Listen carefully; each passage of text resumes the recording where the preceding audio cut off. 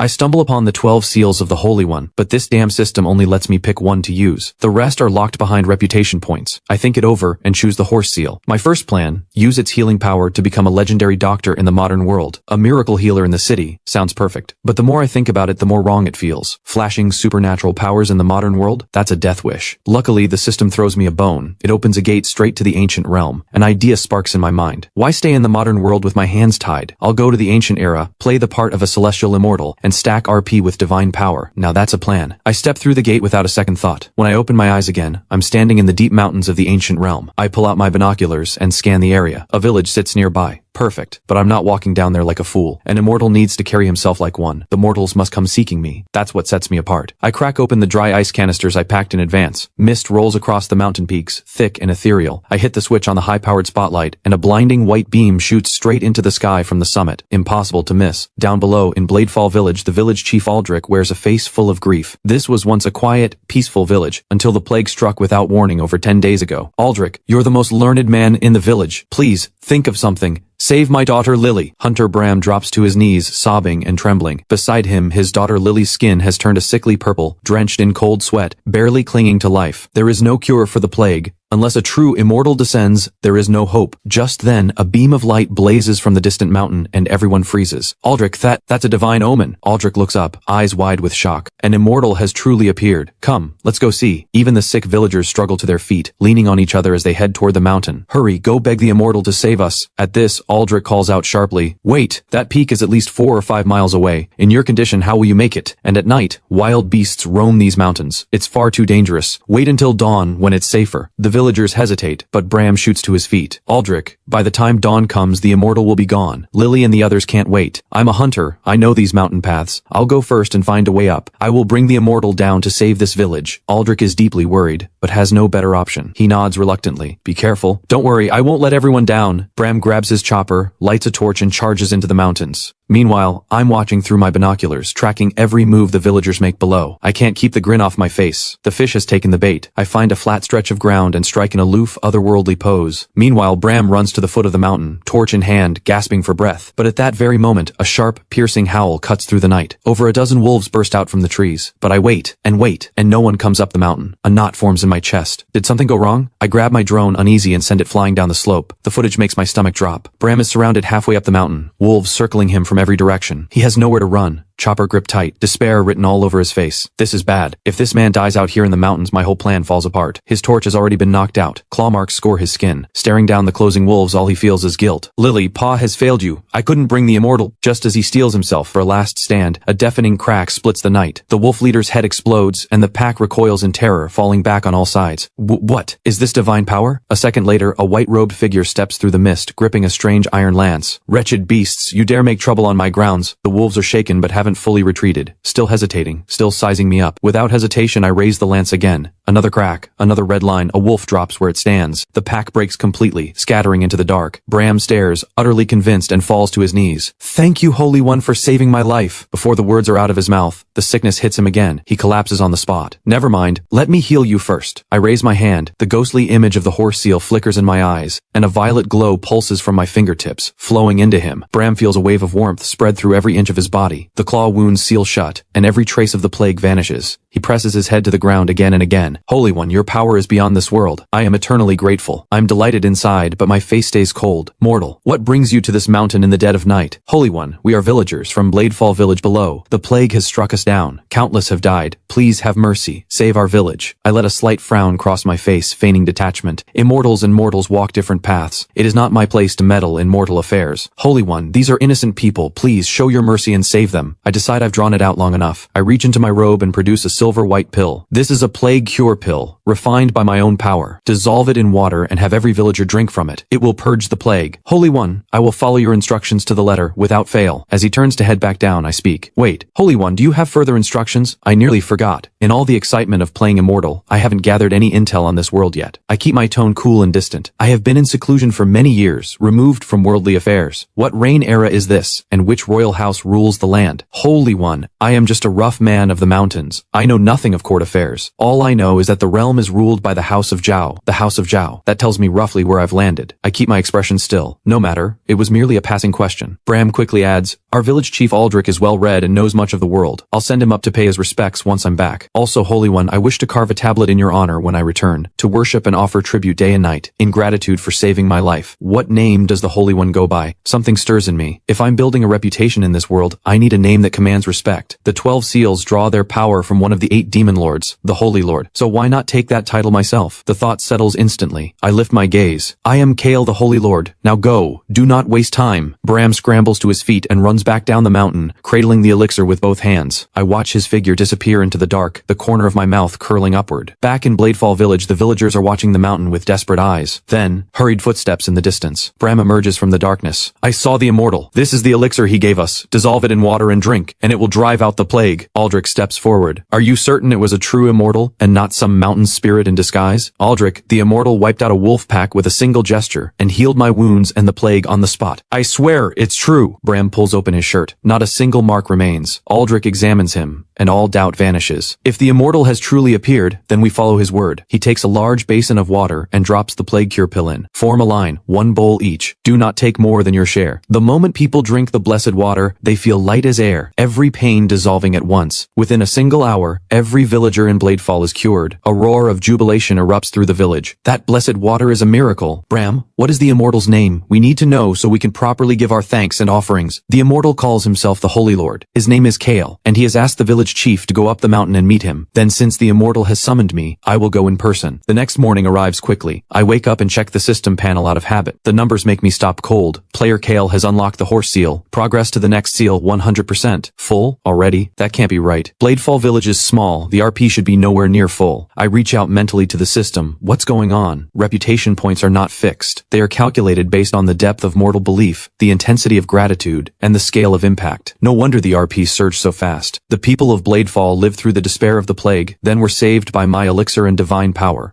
Of course their faith runs deep, and their belief is absolute. Now then, I need an ability that fits my immortal persona even better, something to cement my authority. I focus my will. A massive boulder flies toward me, and in an instant a surge of energy floods through me. I steady my breath and gather my power. My feet slowly leave the ground, and my whole body floats weightless in the air. So this is what it feels like to ride the wind. My heart soars. Like a bird finally given wings, I weave freely between the mountain peaks until I tire and drift back. Now that flight is second nature, it's time to test the rest of what the rooster seal can do. I fix my gaze on a boulder on a distant peak, at least 6 miles away. Let's see if I can move it from here. I lock my focus onto it, and within moments the massive rock slowly rises and holds perfectly still in mid-air. The rooster seal's range is far greater than I imagined. Next, I test speed. I push my will and send the boulder flying toward me. It crawls. About as fast as a slow ride on an electric scooter. I get it now. The rooster seal excels at range and precision. Speed is its one weakness. But even so, in an ancient world with no supernatural power whatsoever, this is overwhelming dominance. Just then, footsteps echo up from below. I spot the man from last night, Bram, leading a white-haired old man up the mountain path. That must be the village chief. I rise into the air immediately, hovering in the air as they approach. When Bram and Aldrich reach the summit, they freeze. This truly is an immortal. Lord Kale, I am Bram, and I have brought the village chief Aldrich to pay our respects. No need for formalities. I give Aldrich a cool once-over and ask, what reign era is this, and what territory are we in? Holy One, it is the 3rd year of Tiansheng, Song Dynasty. We are within Pingjiang Prefecture, south of the river. The northern Song at its peak, the 3rd year of Tiansheng. Emperor Renzong on the throne, the realm at peace.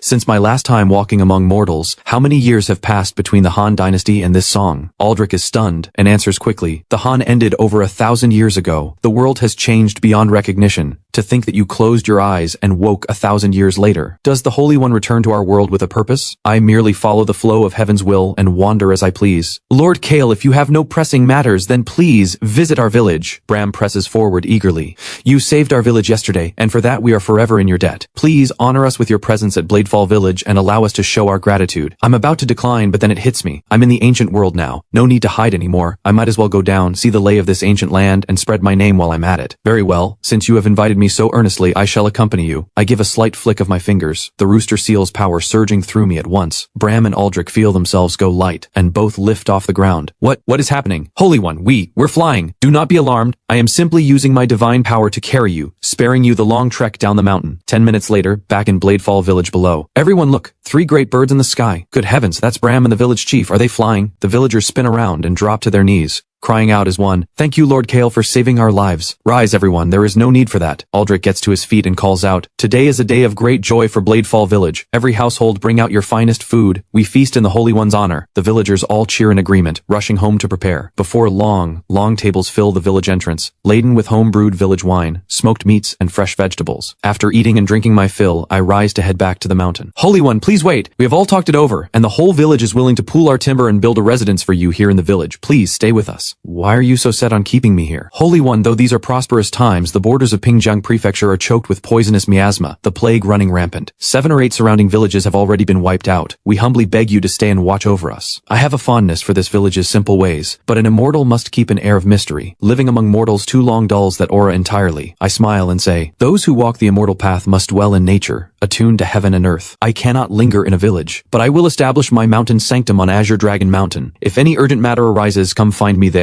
Aldrich and Bram both light up and nod eagerly. Holy One, is the elixir very rare? It is. Elixirs require precious spiritual ingredients to craft, and I have none ready at hand. Handing out an elixir to cure the sick is memorable enough, but showing divine power directly before the villagers, that will leave a mark on them forever. With that in mind, I continue. Even without an elixir, I can heal with direct divine power. Gather all the plague-stricken people from the surrounding villages. I will return at this same time tomorrow to treat them. With that, I let my form dissolve into motion, becoming a blur of white, and fly back toward Azure Dragon Mountain. The villagers call out in unison, farewell, Lord Kale. After I'm gone, the villagers huddle together to plan how to bring the sick from nearby. Old Walt pats Aldrich on the shoulder. Aldrich's Hollow where your family lives has the plague too, doesn't it? Bring them all together. Another elder notices Aldrich has gone quiet. Aldrich, what are you thinking about? I'm thinking about how we can repay Lord Kale for saving our lives, but we have nothing worthy enough to offer. That's true. An immortal has no need for earthly things. What we have would mean nothing to him. Aldrich thinks in silence, then a gleam enters his eyes. I have it. Everyone craves renown. Even the gods in their temples welcome golden shrines and incense. Even if Lord Kale has no interest in such things, spreading his name far and wide would surely please him. The other elders all nod in agreement, praising Aldrich for the idea. Aldrich paints several portraits of the Holy Lord and sends them with the people heading to neighboring villages to bring back the sick, spreading the Holy Lord's name as they go. The next day, just as dawn begins to break, Bladefall village sends out 4 or 5 strong men in different directions to bring back the sick from nearby villages. Bram takes his daughter to Marsh village, where his father-in-law lives. But the moment they enter, they stop cold. The place is in ruins. Many houses burned to nothing but scorched walls. Are Grandpa and Grandma okay? Just then, a ragged villager rushes past, panic all over his face. Bram grabs him. Hey, what happened to this village? What about Elder Marsh and his family? The ones living on the East End? You must be his son-in-law. Ah, the plague hit us hard. The village head declared the sick were cursed, and had them all driven out to the old ruined shrine outside the village to fend for themselves. The houses were burned to stop the plague from spreading. Bram's face goes pale. Without a word, he grabs Lily's hand and sprints toward the ruined shrine outside the village. He shoves the door open, and a sharp stench of mold and medicine hits him. Over a dozen people are sprawled across the floor, every one of them sallow-skinned and barely breathing, too weak to even lift an arm. Bram scans the room, and quickly spots Elder Marsh and Mrs. Marsh huddled in the corner. He cries out, Pa, Ma, and rushes over. Elder Marsh struggles to sit up. Bram, why did you come? Leave quickly, we have the plague, you'll be infected. But then he catches a glimpse of Lily behind Bram. You want to throw your own life away, fine, but why bring Lily here? Take her and go. Bram grips his father-in-law's shoulder, voice steady. Pa, don't worry, Lily won't get sick. Bladefall village is under the protection of an immortal. The plague can't touch us. Several of the sick nearby overhear. An immortal? Bram, have you lost your mind from the fever? Elder Marsh, your son-in-law's gone soft in the head. An immortal's protection? This plague has killed so many. Nothing stops it that easily. The voices have barely died down when a group of men pushes through the door. At their head is Harlan, the clan leader of Marsh village. Bram, what are you doing here? Don't bring Bladefall's misfortune over here. Ha, so this is how Marsh village treats its own people. Throw the sick to the shrine and leave them to die. Burn their homes and call it stopping the plague. Let me tell you, an immortal has descended upon Bladefall village. The plague there has already been cured. I'm here to bring my father and mother-in-law, and these people here, back to Bladefall to be healed. Harlan's brow furrows tight. His mind flashes back to the night before last. That strange sight, a beam of golden light blazing from the direction of Bladefall village, 10 miles to the west, shooting straight into the sky. He had assumed it was a mountain fire. But now, could there truly be an immortal? Yet looking at Bram's absolute certainty, doubt still gnaws at him. He's about to push back, when Bram pulls out a portrait. Look, this is the Holy One who saved Bladefall, Kale himself. His power is absolute, and the plague is nothing to him. For all we know, you drew that yourself. Some ordinary man, immortals don't just descend from the heavens. Stop spreading wild tales or we'll make you regret it. The room erupts into chaos. Then Lily suddenly breaks free from Bram's grip, steps in front of everyone, and stands straight and tall despite her small frame. Everyone stop arguing. Bladefall Village truly has an immortal. He is kind-hearted, and if those sick with the plague come to Bladefall, he will heal everyone. Even if you don't believe in the immortal, letting my paw take these sick people away does no harm to Marsh Village.